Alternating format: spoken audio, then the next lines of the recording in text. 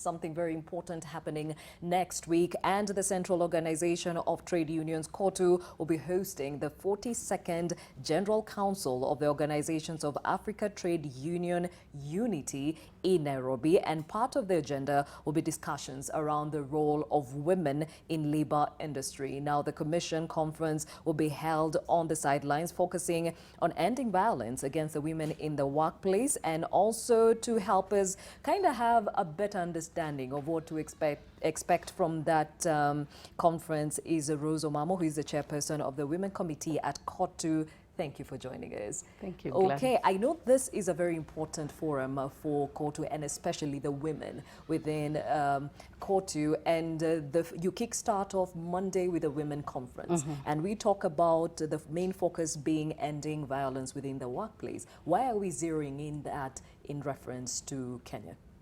Yeah, thank you, Gladys. It's really a great moment for us as Central Organization of Trade Unions to host this event and to host Organization of African Trade Union Unity, where our own brother, Brother Francis Atwoli, is the president of that organization. And we will start on 16th with the Women Conference. And in the Women Conference, we will focus on ending violence and harassment in the world of work and at the workplace. And the reason why we are focusing on that is that, if you can remember, Gladys, in June 2019, July 2019, we negotiated a convention, which is Convention 190, on elimination of violence and harassment in the world of work. And this is a time that women all over the world are very happy because this convention was concluded, and now we are looking towards ratification of the same, or domestication in our own countries. And so we decided that as African women, we come together, we unpack this convention, let every woman, wherever they are, men and women, know what the chapters talked about, the articles, what do they talk about, and then we take an initiative to lobby our governments to ratify this convention, because it is very important for us. Okay. Yes. Now, definitely the ratification is important, but maybe just touch on the most important vital pillars within that convention that will go a long way in ensuring that the workplace is safer for women. Exactly. We have 3 key areas in this convention, which we know that will make a workplace a very vital, a very decent workplace for the women in particular. This is because when you look at the definition of the worker in this convention, it is so broad. It includes apprentices, it includes job seekers, it includes attachees, it includes people who left employment, are job seekers. You see, and we find that most people who are vulnerable to violence and harassment are women and girls in most cases. And so you find that now the people that the convention cover is the most people who are so vulnerable to violence and harassment. Again, we look at even the scope of representation. We find that the scope is so broad now for the workers, because when you are harassed while commuting to and from work, you find that now there is protection through this convention. When you are harassed, when you have gone, when you are sent probably by your employer to go and give some errands in another company, when you are harassed there, you find that now this convention gives protection. And this is very important for women. You see, our women who go maybe to sell tea in other companies, they have been sent by their employers. When they get there, they get harassed. And when they are harassed, the company may not take an initiative to make sure that the law protects this woman, simply because they would say she was harassed somewhere else. But now you find that this convention actually protects them. It is so broad because the issue of gender-based violence at workplace is also covered in the convention, and it has not left domestic violence. So you see, these are areas that are going to be very good for the women, and I believe that it's really a great convention for us. Okay, so violence is self-explanatory, and as Yes. you're saying, SGBV especially, but when it comes to harassment, there seems to be a gray area. So is there specifications in as far as how you can define harassment so that women even know what it is that they can say, this was done against me? Yeah, you see now, if I can bring you back to the convention again, the definition of violence and harassment are not two different definitions. It is a single definition. And the reason why we negotiated for a single definition is because we knew violence is properly is properly defined. Yes. But harassment is not defined. But you find that the two happen sometimes at the same time.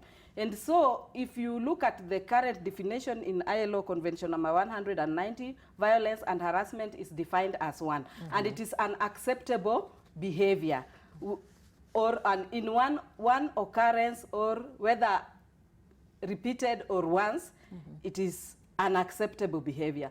So we say even harassment at that point is unacceptable behavior. Okay, so is it tabulated to say this is exactly what it means? Because people are different, people interpret things differently. What could be unacceptable to me is not unacceptable to you. Exactly. Yeah. Yes, because it is the one that is arising out of work.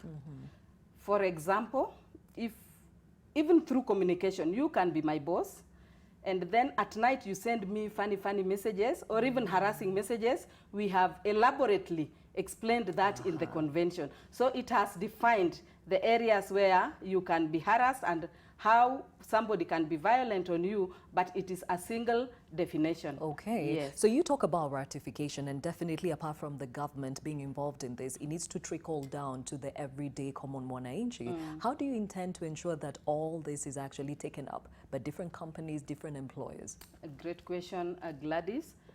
We are looking forward as Central Organization of Trade Unions, COTU Kenya, together with our partners. And when I talk of the partners, I talk of the government of Kenya through the Ministry of Labor.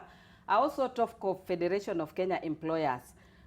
Because when this convention was negotiated, we were together in this. It was a tripartite negotiation. And now that it has been adopted, it is again upon us, the tripartite, to come together and disseminate this information to the employers, to the workers, and even to the government. And not only that, even to a common mwananchi, because you remember, when you read this convention, you will find that a worker, whether in informal employment or informal employment, is a worker. And so this convention protects everybody. So we are saying that we will start with capacity building. We will make sure that we do sensitization on the convention. Let everybody know what it entails. Then when everybody has known what it entails, then again as tripartite, we can come together and say, hey, now everybody knows about this convention. Now why don't we go ahead and follow the ratification process? So those are the areas which we are looking into, and Central Organization of Trade Unions is committed to make sure that this information reaches all workers, together with Federation of Kenya Employers and the government, because even when we were working on the convention, we were coming together, meeting and agreeing on the issues of the convention. Okay, yes. So looking forward to such great moves. It goes a long way for the women, especially who are working in different sectors. But the question would be, going forward, if this happens and maybe not everyone has been sensitized on the same, or even the measures to take up when such happens, what should a woman do, or where should she go to report such a case? Thank you for that question. Women all over the country, and not only the country, all over the world, must have a way where they must channel their complaints whenever there are issues. For the women that are in the informal sector, they have representatives, they have circles, they have cooperatives, whereby they have their leaders, of which if they are harassed at their workplace, they are able to channel their complaint through the associations, through the circles, through their leaders. And for us in trade unions, we also have our channel, because when this happens, we believe it is happening at the workplace. And so when it is happening at the workplace, we have a dispute mechanism that is put in place. Some are put on our CBS. When you look at our collective bargaining agreement, the reporting system is already articulated there. So we have the shop floor representatives whom, if a woman is, for example, sexually harassed at the workplace, they can go through their representative. We also have women leaders in all our industries, whereby these women articulate women issues. When a woman has an issue which probably they cannot share with the male counterparts, they come to their fellow woman who is a leader within their organization. And then the dispute mechanism is put in place to properly or amicably solve this problem. Okay. But you know, even here in Kenya, the reporting system and the procedures to follow and to investigate and to come with an amicable solution has been a challenge. Yes. Because sometimes getting evidence has been very difficult, because at some time you try to follow, but in the way things start moving apart. Yeah. And because normally the perpetrators are the bosses, are the people in power. So you find that women are so vulnerable. Sometimes they try to follow, but in between they just give up. Because why? They say it's going to cost me my job. And that is why right now we are saying that we need to sensitize the women all over to know that they have a right to be protected whenever they are sexually harassed or abused at the workplace, and the channels, the proper channels have been put in place through this convention and even through the party CBS, that now they can follow without intimidation or even losing their jobs for that case. Speaking of vulnerability, let's make it practical. We have this Mama Chai who comes to a certain office and she goes there on a regular, and one of the employees there is harassing her. Now, she is self-employed. So where does she go to when such a thing happens? Now we are saying that if such a thing happens, the employer, who is not his employer, but the owner of the premise, must take responsibility. If I come to your industry to sell my tea, then I am harassed in your industry, I believe that you should have put in rules and regulations to protect any kind of violence and harassment in your place of work.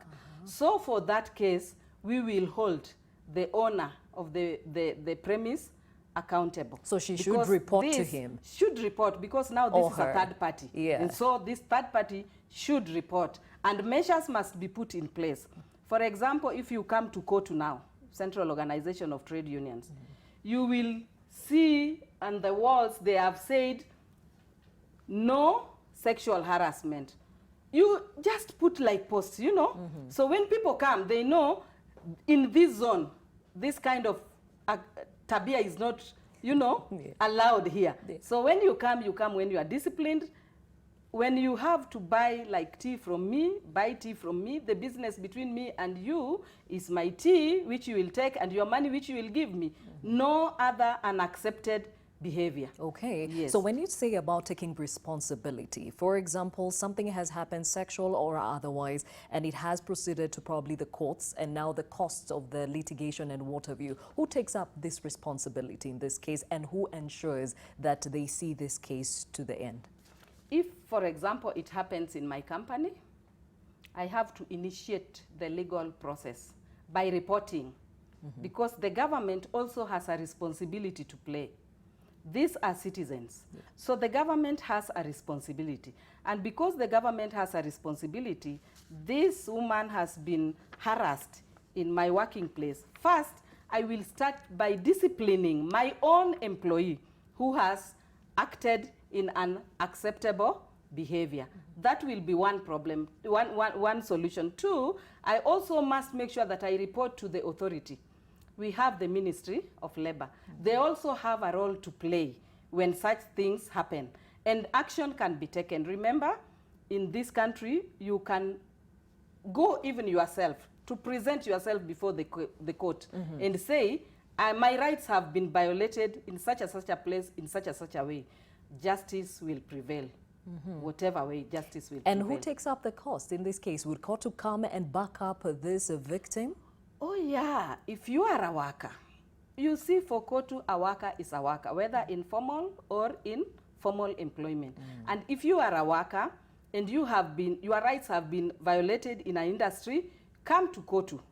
In Central Organization of Trade Unions, we have an office for those people who are not members of the union, but who are workers, whose rights can be violated at any time. We have an industrial relations officer sitting in that office every day, making sure that they take up your matter and pursue it to the end. So COTU will pursue that to the end and make sure that justice is done and you get your rights. Okay. Yes. So definitely their needs, and you touched on it, the women in leadership who probably would have a better understanding or leeway to ensure some of these things are ratified within their companies. How do you intend to use that position of women in leadership to ensure that this is done? Yes, and Gladys, if I can tell you, the women in leadership are not just women, but they are powerful women in leadership. They have voices. So when they talk over an issue, it has to be followed to the latter. And so we want to take opportunity of the women in leadership to speak to the other women, to the other men, to the governments, to the employers, and to everybody, to see that the rights of women are respected, not only at workplace, but in the world of work. So that whenever there is an issue touching on women, it is followed to the latter. We articulate women issues. We make sure that we solve their problems amicably. We speak for them, and they also speak for themselves. So the women in leadership, for example, in COTU now, COTU has given women the space to work and the voices to speak for themselves. So if there is an issue touching on a woman in COTU, for example, it will come to my desk. And I will make sure that I follow it to the latter. So we can use the other women who are also powerful in their organization to come together as women, to give our voices as women, and to make sure that our rights are respected wherever we are. And for those ones who cannot speak, we are there to speak for them. Yeah. And also saving yourself from yourself. And in this case, women in leadership could be exposed, so to speak, and they probably could go go through exactly what we're talking about, sexual harassment or whatever the case of harassment and violence is. Is there a way that they can be protected in as far as their jobs and their reputations are concerned? Because in the society we're living in, the moment somebody is tainted, quote unquote, it has a ripple effect on their credibility as a woman in leadership. Oh yeah. Yes, they can be protected. And the reason why I'm saying they can be protected, the law is very clear. There is no discrimination against a woman or a man.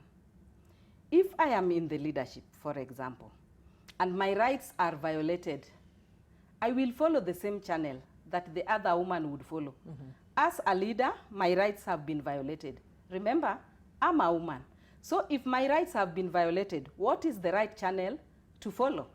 I will follow the right channel.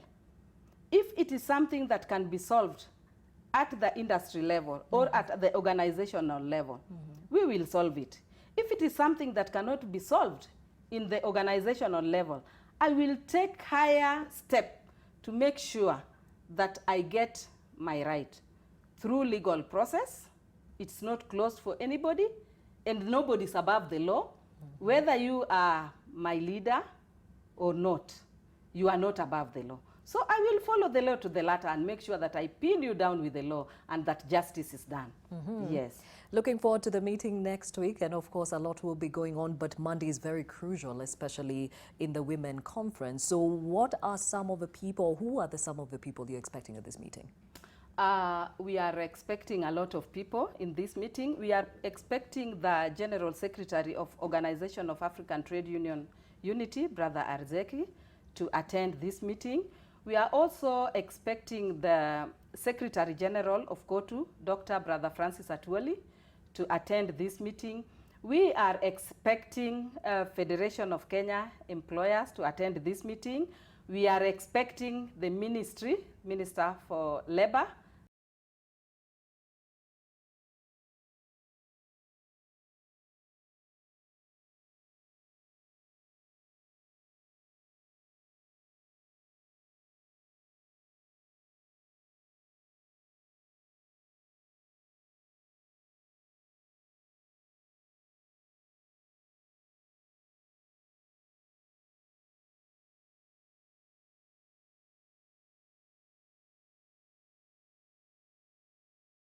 also coming for this meeting. So this meeting, we will have representatives from International Labour Organization, ILO. They will be represented in this meeting. So it is going to be a large meeting, a big meeting that is going to bring men and women from different parts of the world, but especially Africa, coming to attend this meeting. Will you have open sessions where individuals are allowed to actually express their experiences in the workplace? Oh yeah, we will have that. After the official opening, we will have a workshop which has sessions. We will have a question and answer session. We will have experience sharing session. And in fact, we will have a panel of workers coming from different countries, coming to explain to us what is happening in their countries. It will be a panel discussion and also a short presentation of their country's context. So it's going to be very interesting. Okay, yeah. Looking forward to it. So even as we end this conversation, looking forward to the meeting, what will be your clarion call to women across board in as far as their protection of their rights, of course, and knowing how best to ensure that they protect themselves and shield each other, so to speak, in the workplace and the world of work? Yeah, first of all, I will call upon women to join hands together and to be in solidarity. That is very important because our solidarity is our strength. Our unity is our strength. So one thing that I would start with is to call upon women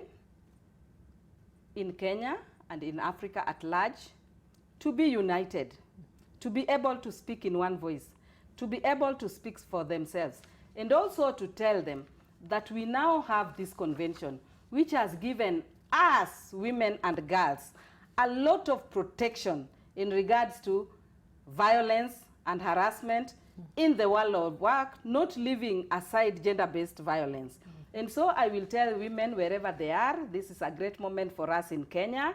It's a moment that we believe that even after the action, we will work on some resolutions, which we will also want the Organization of African Trade Union Unity Congress, which will be held on 20th, to adopt, so that when we get out of this Congress, each country will have agreed to resolutions which they will again go in their own country and make sure that they implement. So it's going to be a great moment. I'm calling upon women to watch us, to listen to us, to come together so that we can work together, walk together, fight together, and win together.